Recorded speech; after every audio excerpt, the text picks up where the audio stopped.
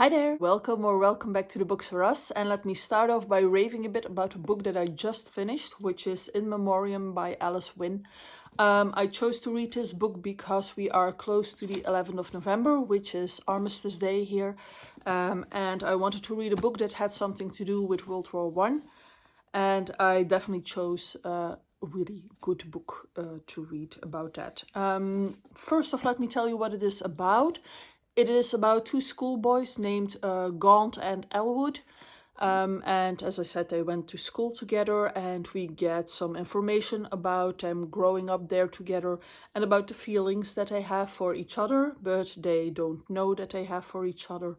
And we get a bit of insight into the school life, which is, of course, a boarding school, and the way that boys hang out and the way they abuse each other and befriend each other and the way they make friends for life, so to speak.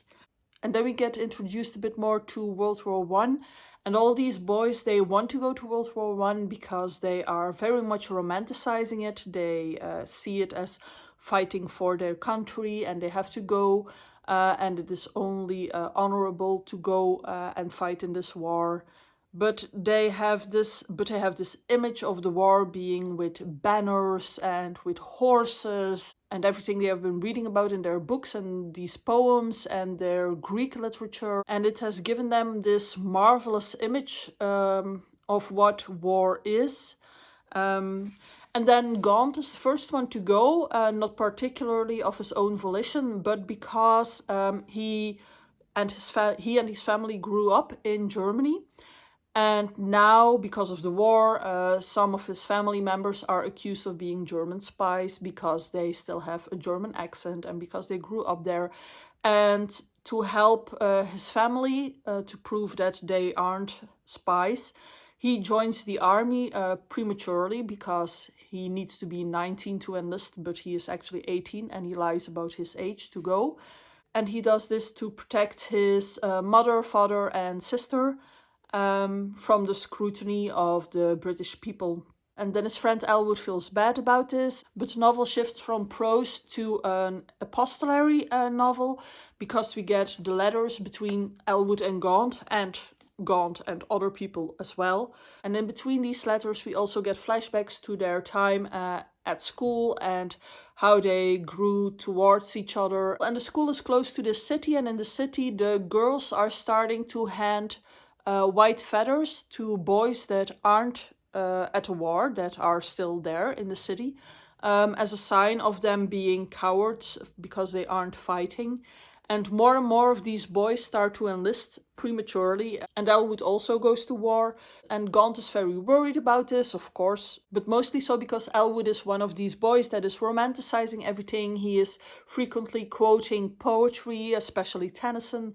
And Gaunt is already very much in the war, and he has seen the ugliness of it.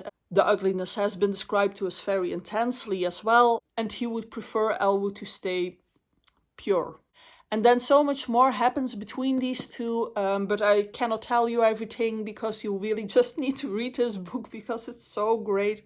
It really tore me apart. I actually seldomly read books about war because I always think they will make me feel like I'm in a history lesson and it will be just dates and facts and places and things like that. And of course there are dates and places and, well, facts, not quite so, but it is told so well that you are there with them, you are in the trenches with them, you are experiencing these things with them, and it's so heart-wrenching, and it just punches you so much. And there even was this moment when we had this point of view from a German soldier, which was really well done because it was about the Battle of the Somme, which I honestly didn't know anything about, but because we are watching it through a German's eyes, we are seeing these British soldiers emerge and slowly coming and they keep coming, but I don't want to tell you what is actually happening because I don't want to take that feeling away from you that you will get when you read this, because it devastated me what was going on there, and that this was reality. I didn't know that that happened, or I have never felt it. It might have been told to me in these pure factual things, but it never hit home until now. And I think that's the reason why I probably should read more historical fiction. I think the last book that I read about a war was All the Light We Cannot See by Dor, which I liked very much, but which was something totally different from this one. It wasn't at the front, and I believe it was the other war altogether. And you know how in novels they build up to certain points to get a certain climax or something. And of course, in this one, you also have like climactic moments, I'd say, but they are so raw. They are not romantic. They are not poetic. They are really pure and really real. And I loved it and I hated it at the same time. So yes, if you have given any thought at all to reading this book, I could only recommend you to actually do so. All right, that's over. We're okay. I'm okay. Everything's okay. We are quickly going to run through everything that I read in October. In October, I started off with a couple of whodunits. The first one of which was In My Dreams I Hold a Knife by Ashley Winstead. This one was really good. It was about this college reunion or this university reunion. This friend group is getting back together again, but they haven't been friends anymore since university because one of them was murdered and another one of them was blamed, but probably wrongfully so. And you are trying to figure out in this one who did it, and you have these flashbacks to the past intermingled with the reunion that is going on. And there is lots and lots of drama in this one, and I enjoyed it very much if you are looking for this kind of thing. Then I read The Maid by Nita Prose. I kind of like this one. We have kind of an unreliable narrator in this one because the main character has ASS and we are looking through her eyes, but because of that we cannot know who is actually trustworthy and who isn't, because she is very bad at interpreting people's intentions and things like that. Then I read How to Solve Your Own Murder by Kristen Perrin, which is about a girl who is going to inherit a fortune from her aunt, and her aunt was predicted to be murdered, and now to get the inheritance, the girl has to figure out who actually murdered her aunt, because that happened. And this was very much a classic whodunit, bit of a cozy whodunit. It was probably the most like old school one that I read, and I enjoyed it quite a lot.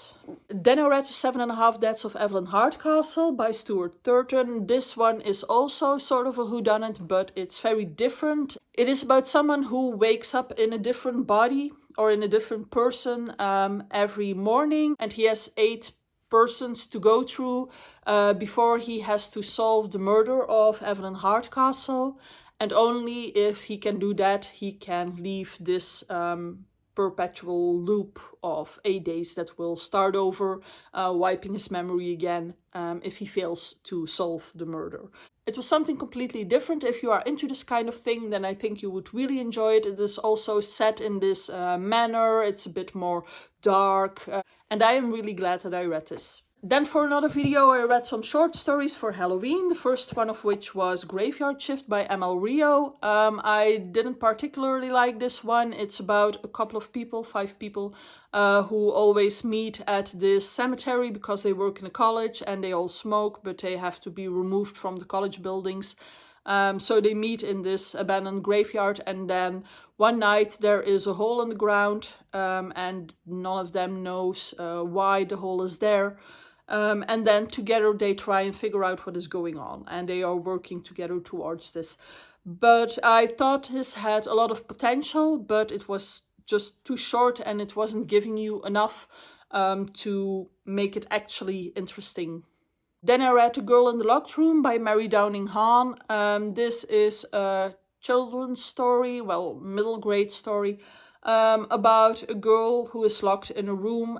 She doesn't know how long she's been there, and she doesn't remember why she is there.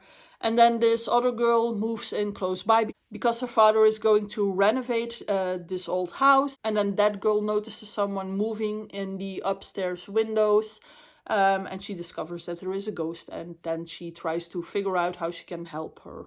It was okay. The next book I read was The Haunting of Hill House by Shirley Jackson. This one is about 4 people who want to find out if Hill House is actually haunted and what it is doing to people. You have this professor who set everything up, or this doctor who set everything up. And then the story mainly focuses on this one person, Eleanor, who has been taking care of her mother for the past 11 years and she hasn't had much of a life. And so she is excited to go to Hill House and experience this. But then strange things start to happen and we aren't sure what is in her head and what is actually going on, and everything starts to escalate. I think as a classic and as a basis for haunted house stories, this one is actually pretty good. But you definitely do notice that this one was written quite some decades ago. Although if you are like me and you don't watch many scary movies or read many scary things, then this one holds up. Then I read Hex by Jenny Fagan, which is about a hanging of the famous witch Gallus Duncan. And it is about everything that happened to her. She is actually an historical figure. It is about how she was tortured to make certain confessions which were profitable to men to gain money and means. And it is told as if this person from nowadays goes back to her through astral projection and seance. And in the beginning it's a bit confusing, but once you get into it, it was actually really good. It is only like 100 pages, so I would recommend to read this one if you want something quick. Next up is Coraline by Neil Gaiman. I don't know if you've ever seen the stop motion film of this one, but the book is quite the same as that one. It was really good, I think, for a children's book. This was really well done. It was scary, but it is doable for children, and it was spooky in all the right ways. If you don't know what it is about this girl called Coraline, and she is a bit bored or sick of the situation that she's in with her parents, who do not have a lot of time to spend on her, and she has this door in her house that doesn't lead anywhere, but then one day it does lead to this like parallel house where she also has a mother and a father, but they have buttons for eyes. And everything is a bit strange there at first. Everything seems better there, but then everything gets a lot worse. So yeah, certainly before Halloween, I definitely enjoyed this one. And the last book I read in October was The Midnight Club by Christopher Pike, which is about these kids that are in a hospice. They all have cancer, terminal cancer, so they are all supposed to die. And they have made this midnight club, or formed this midnight club, where they come together at midnight and they tell each other stories that they make up. Now, I was intrigued to read this because I thought it was going to be about sending each other signals once that they had died, because that is mentioned in the blurb at the back of the book. But it wasn't so much about that, and it was actually not very interesting to read, so that was a bit of a bummer. But that's it. Those were my October reads and my latest read, which I would highly recommend once again. Thank you for watching this video. If you liked it, please subscribe, like, leave a comment, and I hope to see you soon in one of the next videos. Bye!